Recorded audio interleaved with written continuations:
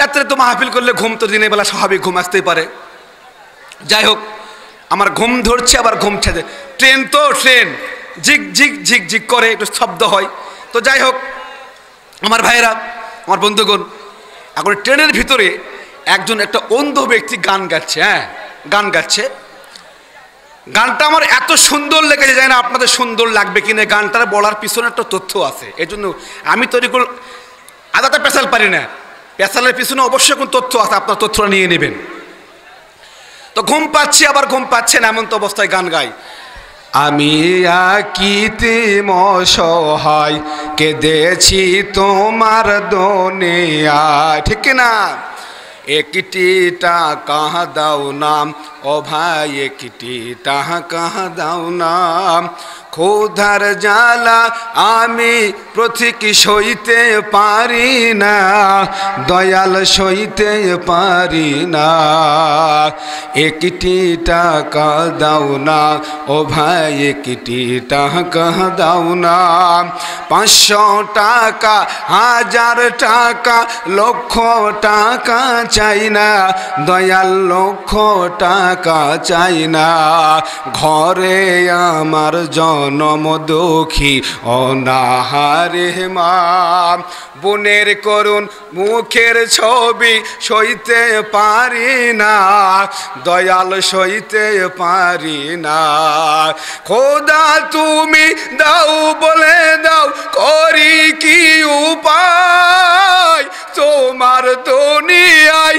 আমি একিতি অসহায় কেঁদেছি তোমার দুনিয়ায়, একটি টাকা দাও না ও ভাই, একটি টাকা দাও না, খোদার জ্বালা আমি যে আর সইতে পারি না, আহা সইতে পারি না, ঘরে আমার জনম দুঃখী অনাহারি মা, বোনের করুণ মুখের ছবি সইতে পারি না, আমি সইতে পারি না।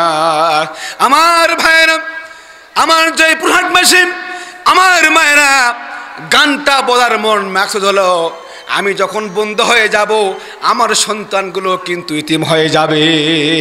একটা নয়, দুইটা নয়, এইটা দেওয়া হয়েছে আমার ঘরের উপরে।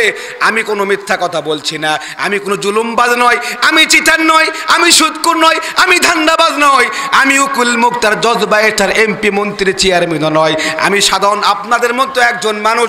আল উলামা ওয়ারাসাতুল আম্বিয়া, আমি একজন আলিম, সারা বাংলাদেশ থেকে কথা বলি। এটাই হলো আমার দুঃখ, এই জন্য আমার এই পরিণতি। কথা বলেন ঠিক না? আমার ভাইরা, সেই জায়গায় আবু বকর রাদিয়াল্লাহু তাআলা খেয়াল আছে।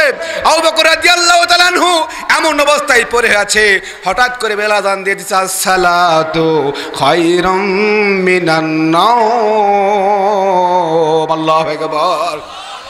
কোন মুসলমান যদি আল্লাহর ভয় থাকে, রাসূলের প্রেম থাকে, তরিকার উপর চলে, ওই আল্লাহর গোলাম আজান হয়ে গেলে আর বাড়ির মধ্যে থাকতে পারবে না, বাড়ির মধ্যে থাকতে পারবে না, তার মনটা থাকে মসজিদে।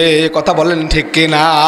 আজান যখন মদিনার বাতাসটা আবু বকরের কানে দিয়ে দিলেন, আবু বকর চাঁদকে চেতন পেয়ে গেলেন। কি ব্যাপার? ফজরের নামাজের আজান। এবার চুপ করে উঠে গেলেন, রক্ত সমস্ত শরীরে ভিজে পড়ত, রক্ত অবস্থায় একদম রাসূলের দরবারে যে বলেন, ইয়া রাসূলুল্লাহ হুজুর, ইয়া হাবিবাল্লাহ হুজুর, আপনি কি হুজরাখানার মধ্যে আছেন? বলে, হ্যাঁ। আবু বকর, তোমার কি হয়েছে? ডাক দিয়ে বলে, ইয়া রাসূলুল্লাহ হুজুর, ইয়া হাবিবাল্লাহ হুজুর, কেবলমাত্র আমি 2 রাকাত নামাজের জন্য। কয় রাকাত বলেন? জোরে বলেন, কয় রাকাত? 2 রাকাত নামাজের জন্য ইয়া রাসূলুল্লাহ হুজুর, ইয়া হাবিবাল্লাহ হুজুর, কেবলমাত্র আমি নামাজটা খানায় কাবার চত্বর আদায় করব। এমন তো অবস্থায় আবু জেহেলের গোষ্ঠীরা প্ল্যান কিক করা শুরু করেছে, প্ল্যান কিক করা শুরু হয়েছে। আমি যে কখন আমি আবু বকর আমি হোশ হেরে ফেলেছি, আমার খবর নেই, আমার হোশ নাই। ইয়া রাসূলুল্লাহ হুজুর, চোরাগুপ্তা হামলা শুরু করেছে, মেহেরবানি করে আপনি আমাকে নিয়ে একটু দূরে চলে যান, না জানি আপনার কাছে আসে। রাসূল আমার বুকের মধ্যে আবু বকরকে নিয়ে ডাক দেয়া বলে, আবু বকর রে, তোমার রক্ত জমিনে পড়েছে, আমার বুক প্রমাণ করছে, আমার মন প্রমাণ করছে, এই জমিন ইসলামের জমিন হয়ে যায়। বলুন আল্লাহু আকবার। আমার জয়পুরহাটবাসী 96% মুসলমান,